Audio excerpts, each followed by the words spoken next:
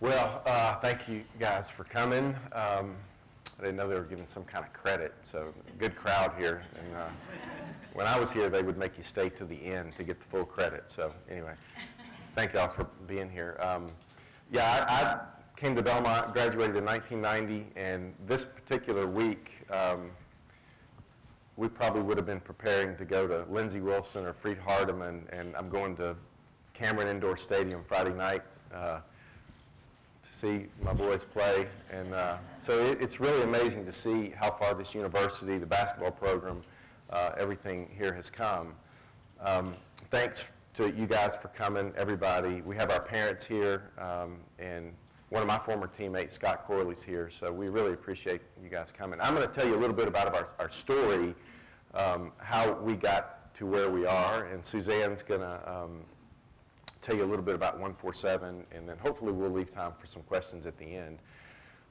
So 6 years ago, April of '05, we had four. This is the first time I've seen this new family picture too, so I came in, I'm like, wow, that's pretty good. We had four biological children, and adoption was not even on our radar. And in fact, is this recorded? Because I was going to say we probably were ready to give one or two of ours back. It was kind of chaotic at home. You can delete that part. Don't show my kids. That is a joke. When you get to be parents, you'll get that a little bit better. We were actually one day at church, and we came home, and Suzanne shared with me that she felt like that God spoke to her today, and that we were supposed to adopt a child. And I said, well, you know, I was awake during the service, and I didn't hear that.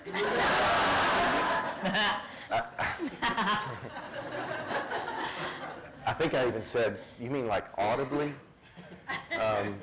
And she said, no, I just can't explain it. It's an overwhelming feeling that I have. And we'd really not talked about it.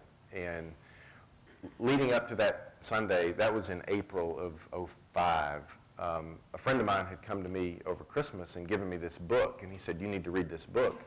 And it was a book by Bruce Wilkinson called The Dream Giver. Don't know if you've ever heard of it, but The Dream Giver is an allegorical story about a man named Ordinary who lives in the land of familiar. And the dream giver, whose God, comes to him one night with this dream, and he gets all excited and goes out and tells his friends. He said, wow, the dream giver came to me, and I'm going to follow this dream. And everybody said, you can't follow that dream because you're ordinary and you live in the land of familiar. And this book, I happened to pick it up that week that this happened, and I'm reading it thinking, you know, I'm pretty ordinary, and we live smack dab in the land of familiar.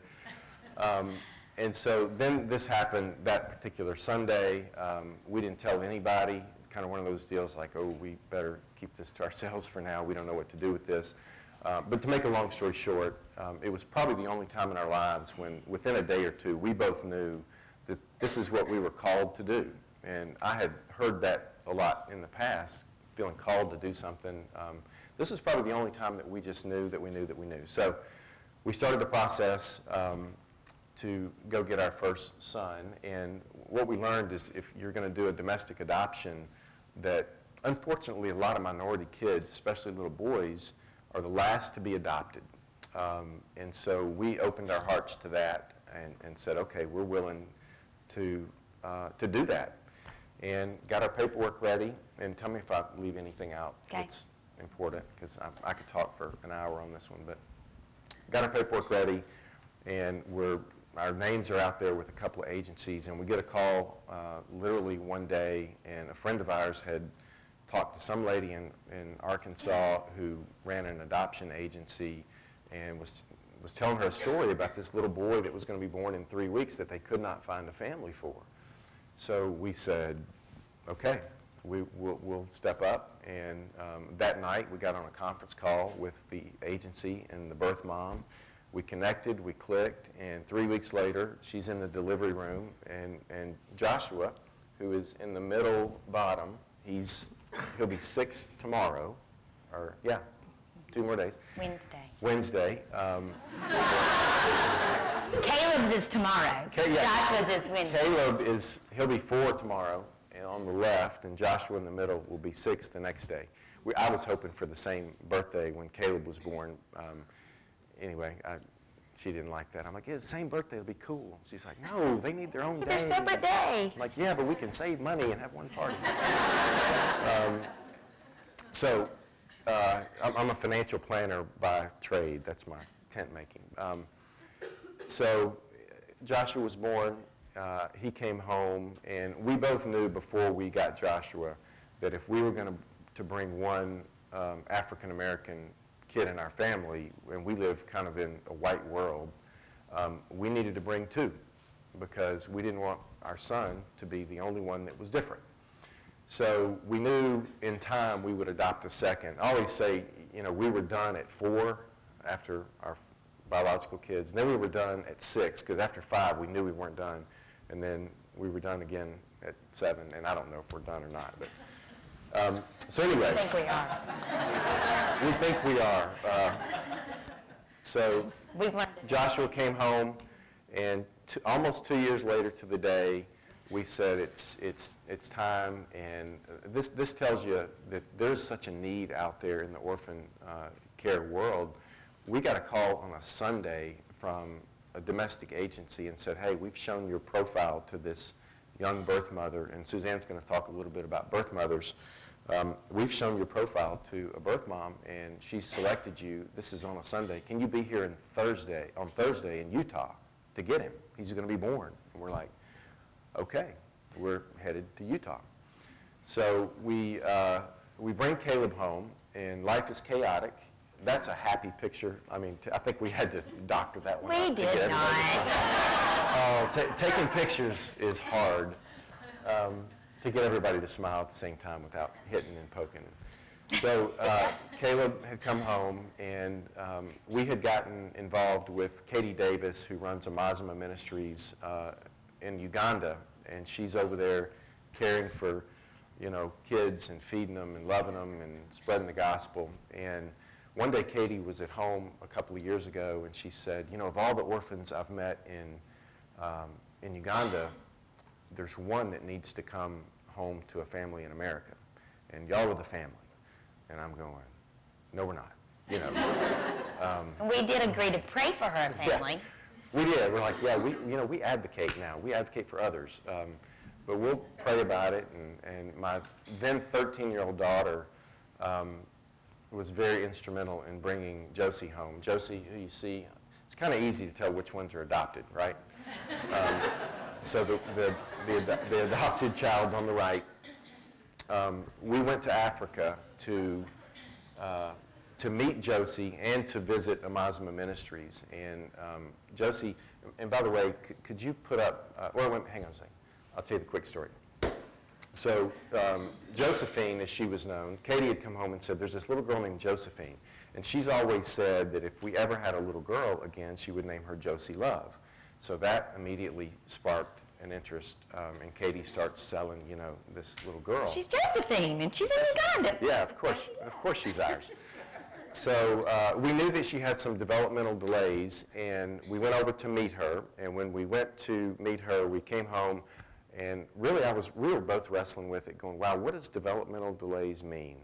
Because when you adopt kids, unfortunately, you get to fill out, fortunately or unfortunately, you get to fill out a sheet that says, here's what I'm willing to do and not do. For instance, you could say, boy, a child with fetal alcohol syndrome, no. And it's a hard thing to do because you feel like you're playing God. You go, well, I'm open to this, I'm open to this, I'm not open to this. We have never felt called to special needs kids. And I don't even say that much anymore, like we feel called or not called to do something, because obviously we were called to go get Josie, and I'm thankful that we did. So we came home, and our daughter said, if she was perfect, would you take her? Which really just kind of pierced me through the heart. My 13-year-old who was going, Mom, she's ours, she's ours. So we decided to go back and get Josie Love. We go back, and this was Josie when we, this was, okay. Make me laugh. She had droopy eyelids, so she couldn't really see, which basically the muscles in her eyelids just didn't work. And so she sat in the orphanage with her eyes closed. At 3.5, she did not walk, she did not talk, she did not crawl, she did nothing but just kind of rock. So this was her in the bathtub in Uganda. She was 3 years old, weighed 19 pounds. We thought she had, they had diagnosed her in Uganda with cerebral palsy and mental retardation. And Katie had told us she's not either. She's just needs love and food and all that. So, I remember we were talking at home before we went. We're like, what if the best she could ever be is a Walmart greeter? This is the way we were thinking and talking, and we're going to be a little bit transparent here today. We're going to be okay with that. And we had said, yes, we're going to be okay with that. So we go get her, and 2 or 3 days before we're scheduled to fly home, we go back for a routine doctor visit in this little bitty hut in Jinja. And the doctor in this African accent says, well, this one is positive. The test is positive. And we were like, what do you mean? And he said, she's HIV positive. And he said, and she, by the way, she has tuberculosis. So we were floored. I mean, that was something that you don't prepare for because, we didn't know much about HIV. We didn't know, I always thought you could catch HIV from sitting on a toilet seat. I mean, this is how ignorant I was. So. And at the time, she had about 105 fever, and as we're in the doctor's office, she's laying across us limp as a noodle. She was so very ill. Mm-hmm. So at that point, we looked at her and we thought, she might even die before we get her home. Yeah, what does this mean? What does this look like? So I remember even calling my mom, who's here tonight. She's an infection control nurse and was slinging tetanus shots at me as a kid like every other day. It was, I dreaded when she come home with a bag. But I remember calling her that night, and a little honest part in me was thinking, well, she'll probably tell me all the reasons that we can't do this. It's dangerous to our other kids. We had all these thoughts, everything you can imagine. And I remember calling her, and she said in tears, she said, we just got back from a thing at church where we got to walk through, see life through the eyes of a child in Africa with AIDS. And she said, we're with you. And I'm like, wow, okay. So anyway, it took us hours, not days, to go, wow, she's ours. In her heart, she's ours. And what would we do if Miller Ann came down with HIV through no fault of her own? We'd fight like crazy to get her better. So that's what we're going to do. So this is Josie. 1 year later, on her first day of preschool. Yeah. The most joyful, loving child alive. Yeah. If she walked in this room, she's just the type of child that would light up a room. To know her is to love her. If you ever meet her, some of you probably have met her, you just kind of go, wow. And this is the part that sometimes I actually cry on, so I'm going to quit. But just because her story is so amazing, if you just think about where she was and where she is, and we wrestled with telling her story. I even wrestled with telling that story today because it's her story, but we knew that, this HIV is not going to define her. It's not going to be the scarlet letter that she wears. We don't want her to grow up with this deep, dark, dirty little secret. But there's a part of me as a dad that wants to protect her and say, boy, maybe we don't tell her story to everybody. The good news is, 1 year after being home, her viral loads are undetectable, which means if you go take her blood, you can't find the virus in her blood. And this is a beatable thing. I mean, she can live a long, normal life expectancy. And we know of at least 15 other families who are bringing home or have already brought home kids with HIV just because of meeting her or hearing her story. So when you see how God works in this orphan care world, you go, wow, you touch one, and you just don't know how many others will be touched. Great, fire drill. We're out. Is that a fire drill? No, it's a phone. So anyway, that's good timing though, because I get emotional when I talk about Josie. So she has meant so much to our family, to our kids, to our parents. We are everybody says, oh, she's so blessed, and I go, no. We're far more blessed than she is by her being in our world than how blessed she is. So I'm going to let Suzanne tell you how all this with our personal story led into 147 million orphans. I think, is this, my microphone has a short in it, so I might cut out on y'all a little bit in the middle of it.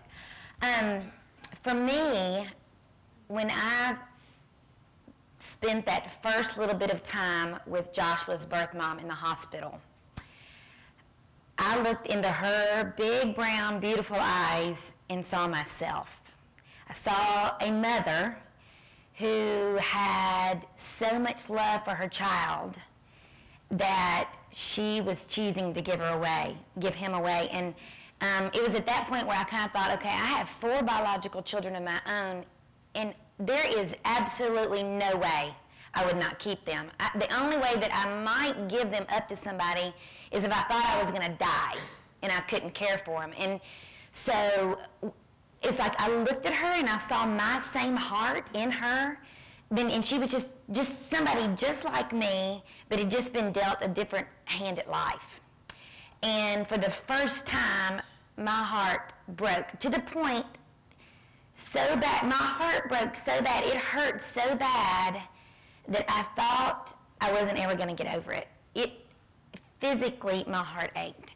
And I spent time with her. I actually held her hand during the delivery. When they pulled him out, he started crying, and I looked down at her, and tears were streaming down her face, and then, of course, tears were streaming down my face. And instantly, our hearts were connected in a way that I had never connected to a stranger before. And so, 2 years later, I ran into that same thing.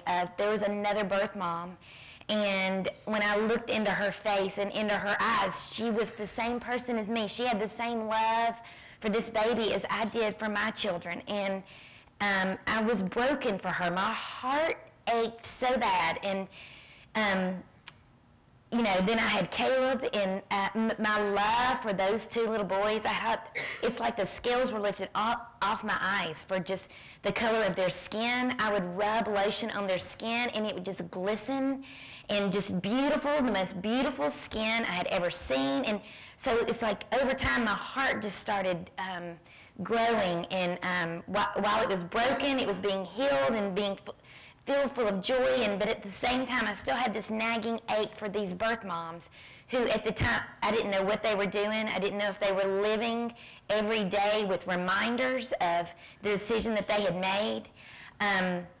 When we went to go get Josie, I could not help but to just envision some mother walking down a red dirt road, holding her baby, the most precious thing ever in her entire life. I think, did she know that she was ill and that she needed help? Did her droopy eyelids give her that, make her think, I can't care for this child? Or maybe she was so sick herself, she knew that she couldn't care for her. So, now Josie's 6, and I think, is her birth mom still alive? Has she passed now from AIDS? I still have this broken heart for these mothers. And so I instantly thought, I have to help them. Like, there are so many other moms out there, just like the birth moms of my children. What can I do? How can I help? And Proverbs 24:12 just rang, and it continues to ring in my ears every single day. And it says, once you have seen, you cannot pretend that you do not know. You know, and the Father who knows you and knows your heart knows that you know. And so it's like I was just, in my brokenness, stirred to be able to help, or try to help. I had to do everything I could, because if there are not families out there to bring these children home, they're either going to end up in abortion, or they're going to end up in the state system. And then they're going to have this vicious cycle of not having a mom and dad. And the thought of my 3 children not having us as a family and us not having them just weighs heavy on my heart regularly. So thankfully, the Lord brought a friend along that has the same broken heart and has the same passion as I do, and we decided, we kept running into families or women at the YMCA who would tell us, oh, we would love to adopt, we just can't afford it. And so we decided that we were just going to put our extra time. Well, actually, what we did first was we tried to find organizations that we could plug into and kind of fill that desire of our heart, but there was no organization that could use 2 stay-at-home moms with 13 kids. We just could not find a place to plug in. So we decided we were just going to do something on our own, and basically it was just, we'll just come up with some apparel that we can sell that we'll do 3 things. It'll bring orphan awareness, it will help people fundraise for their adoptions, and through Katie being in Uganda, we thought we can send some money to her and help feed children. So I have a video that's going to tell you a little bit more detail exactly what 147 does. But we... it was birthed on a treadmill, wasn't it? It was. We were on the treadmill, and we decided that this is what we're going to do. And the funny thing is, if you had told us that it was ever going to be what it is now 2 years ago, we probably would have never done it because we would have been scared to death. But we would sit down. We sat down with John Gomez and tried to figure out this business plan, if you will. And it was nothing that we had in our minds or our hearts. It just didn't go in a business plan. Like, for instance, with these bags that we made, the Lord brought us this sweet guy named John Gigo, who makes these bags for us by hand. He's from Sudan. He fled because of war when he was 6 years old, and somehow ended up in the United States and has children and a family here, and he works in a factory, a uniform factory, and so he needed more money to be able to feed his family. So we thought, well, we can let John Gigo make these bags for us, and then we turn around and sell it, and we're feeding children overseas with it, alongside he's able to feed his family here. Well, the smart business thing to do would be to order these bags from China for $1.50 a piece. But we didn't want to do that because we were able to help John Gigo. So that didn't fit our business plan when we were trying to sit down with Saif and trying to figure it all out. Another thing is in Uganda, there's 20 ladies that Katie has found, and they were prostituting themselves in order to be able to feed their children. And so she brought them all in, taught them how to make these recycled magazine beads. And now that they are able to make these beads, they send them here, we sell them here, and then we're able to send money back to help feed their children in their feeding program that Katie does for their village. So that's full circle there also. Well, we could get these beads somewhere else for a lot cheaper, but that would be the smart business thing to do. But once again, that wasn't our hearts, and we wanted to be able to help. One of the most life-changing things that we've done with 147 is John Gigo has not been back in 28 years, hasn't seen his brothers and sisters since the war came through and he took off into the woods. He hasn't seen his family. So in June, Gwen and I decided to load him up on a plane with us and when we went to Uganda, take him and let him go back to Sudan.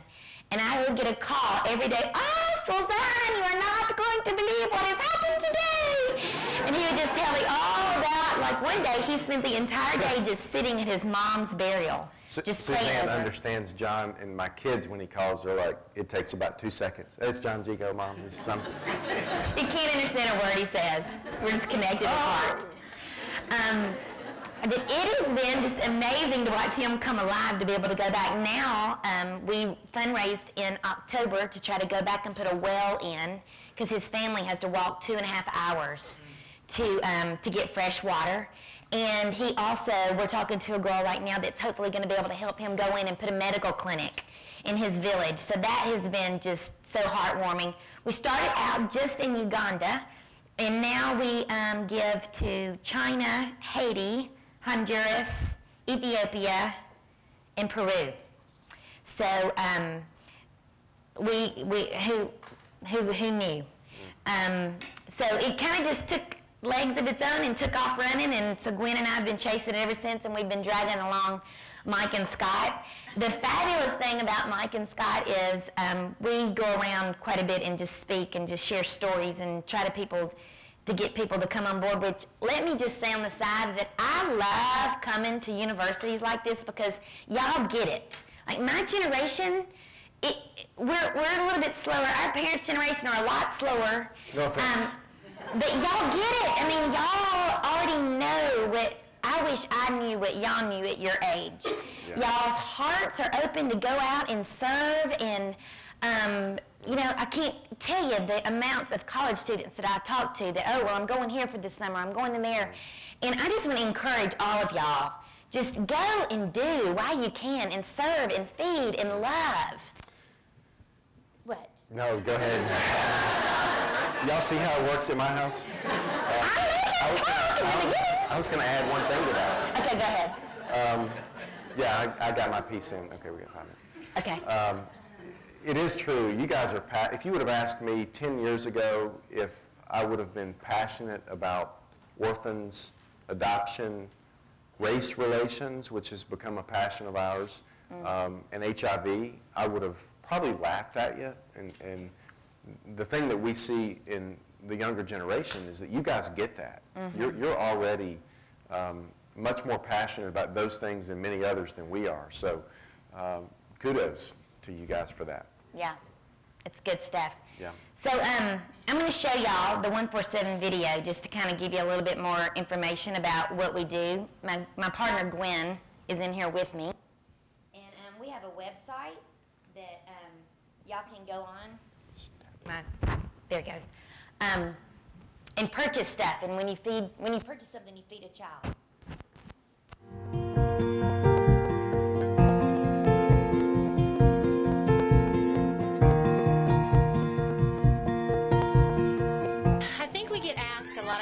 Why did we start 147? And when Suzanne and I were sitting down figuring out how we wanted to be a part of the orphan crisis as adoptive moms, we came up with 3 things that we felt were really important. I think the first thing is we wanted to raise awareness. You know, we needed people to realize that there were orphans all over the world and we were in crisis mode. Let your will be done in me, in the hearts of your children. Love, would you awaken? And I can't forget the words you said to me. Whatever you did for the least of these, you did for me. You gave me home. And then number 2 is that we wanted to provide a need to a child that was in need. We wanted to provide food, water, or medicine. And so that's where the t-shirts come in. You know, like with every purchase, you help to provide food, water, and medicine. It's hard to go and tell someone about Jesus when they're hurting or when they're hungry or when they're thirsty. So we wanted to provide a need. So then it would be easy for those people on the ground to tell them about Jesus. Without the hands of a mother, without the arms of a father, let us rise up now. Let your will be done in me, in the hearts of your children. Oh, love, would you awaken? And we can't forget the words you said. Whatever you did for the least of these, you did for me. You gave me home, a place where I belong. You light my way for a brighter day. You gave me home, every life that you made. But we say thank you. We really appreciate what you have done to us, and may God continue using you. And may God, we pray also that our group may continue going in front, because we still need some more help, and some more help in our family, and some more support in our families. So we say thank you very much. That's all what I had. May God bless you.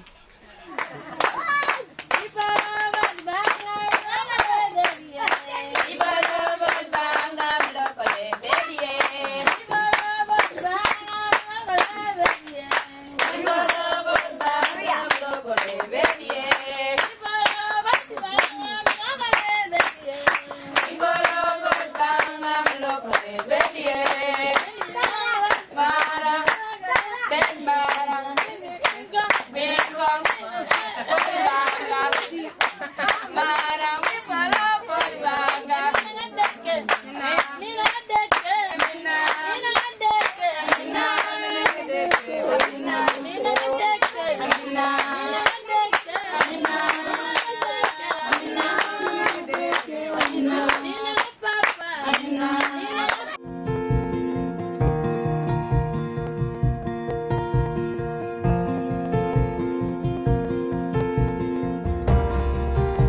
us rise up for your kingdom come in the hearts of the broken, in the eyes of the forsaken. Let us rise up now. And then thirdly, we wanted to help adoptive families fundraise. Fundraising myself, we knew how hard it was, and Suzanne and I were always hearing people say, oh, I would adopt, but I just don't have the funds. So we created a line of fundraising gear that would allow people to do that. It would allow them to sell a 147 product and make all the money for their adoption. And those were kind of the three things that were laid on our heart, and the three things that was the purpose, and it's still the driving purpose for 147. And people will ask us, is there one more important than the other? And we say no, that all three have its purpose, and we hope that almost 2 years into this, that we are accomplishing our purpose, and we're just humbled that God would allow two stay-at-home moms to make a difference. So we appreciate you, and keep visiting 147 to see what's going on.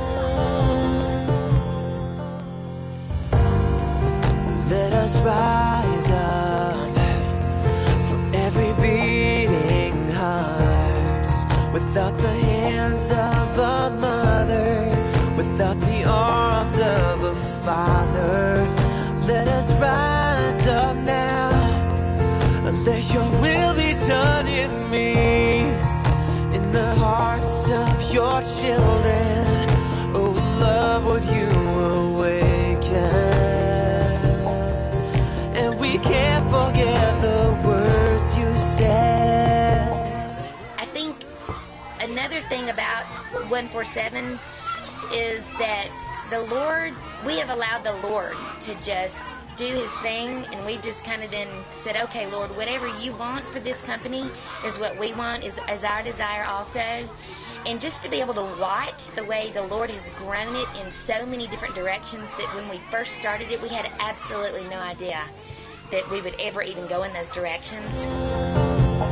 Every life that you made is a gift that you gave. Help us see your heart, oh God. If you were hungry and poor, empty and torn, how can we walk away from you?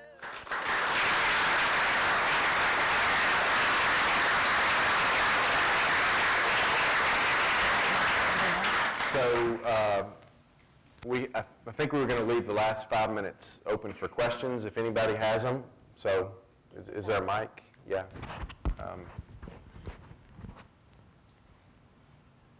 Okay. Come on, don't be shy. There's one back here.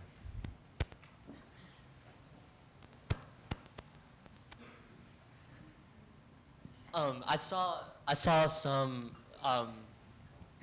like there was some stuff going on in Honduras and other areas. What is your vision for growth and expansion throughout other parts of the world? We only give to where we know someone personally on the ground.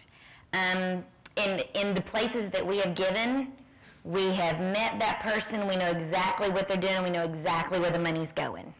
So we are totally open. We've got a friend that we just met with last week that's actually fixing to move to India, and we're going to help her do a project in India.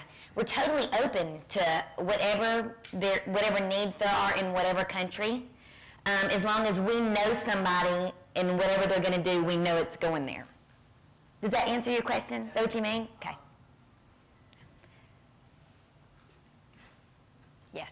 How can students like us help, spread awareness for your organization? Well, there, Buy some gear. we have kits that you can buy, and have a big 147 party, and just invite as many people as you want, and you can order online, and then the gear come. We've tried a couple of things at different universities, Belmont has been our biggest university that's actually come on board just because of SIFE. But we've tried it several other ones, and it's not, it hasn't worked. So anything that y'all come up with, any ideas that y'all want to do, we would, Gwen and I would love to sit down. Any kind of initiative you want to start, I would love to sit down and talk to y'all and try to get that going. Y'all could even come up with a certain place that you wanted to give. If somebody has a need, you know of a need, in, you know, and if y'all come up with a certain thing that you want to give to and you want to do a fundraising awareness party and raise that money, then we'll give it there. We just are finishing up our paperwork for a nonprofit leg to 147, because when we would go different places, we would have people want to give donations. So it basically is just going to be a foundation. It's the 147 Foundation, where we will just use it to funnel money through for things like that. Do you all take any kind of like organized trips to these different places, or do you all just go on your own? The question is, do you all take any organized trips, or do we just go on our own? We actually thought about trying to start a trip, but we don't have the manpower. You know, right now there's 4 women that work for 147, and hopefully one day we will definitely be able to take trips to all the different places that we give, if it grows to that point. We would love to. We do have a couple of places that we, like Visiting Orphans is an organization that they go to visit Katie with the Mazima, and they do go and visit several places where we give. I think we have time for one more question, if anybody has one. Yes? You made the comment about being involved in racial reconciliation. Uh-huh. I was wondering what you thought the reality was before adopting children who are now African American children, coming, you know, African, one case there, and what you think the reality is now, and what you're involved with as parents of a blended race family. We try to make our lives and our world as normal and blended as possible. Our church is literally half black, half white. But boy, looking back, I think we still have a long way to go. I think that we're all made a little bit ethnocentric, if you know what I mean. I mean, I think we're just part of our DNA, and I think your generation is really farther along that path than the older generations in terms of racial reconciliation. But I do think that we still have a ways to go, and that's not a negative, because I think we've seen a lot of strides. Honestly, it's different when you see it through the eyes of your kid. Until you do that, you don't know. I think about, for instance, what if my boys are discriminated against because they're black? And where I always would have said, oh, that's not right, and that's not fair, and that's not good, it's different for me when you see it through the eyes of your son, and you want to take up for him and go, and that's when you kind of go, boy, that's really not right, I'm gonna be that mom on the blind side if they're playing ball. I'm just gonna tell you. So if y'all see me on the news one day, that's why. Yeah, her bear claws will come out. But no, that's a good question, and that's something that's just close to our hearts. Okay, thank you guys for coming. Yeah.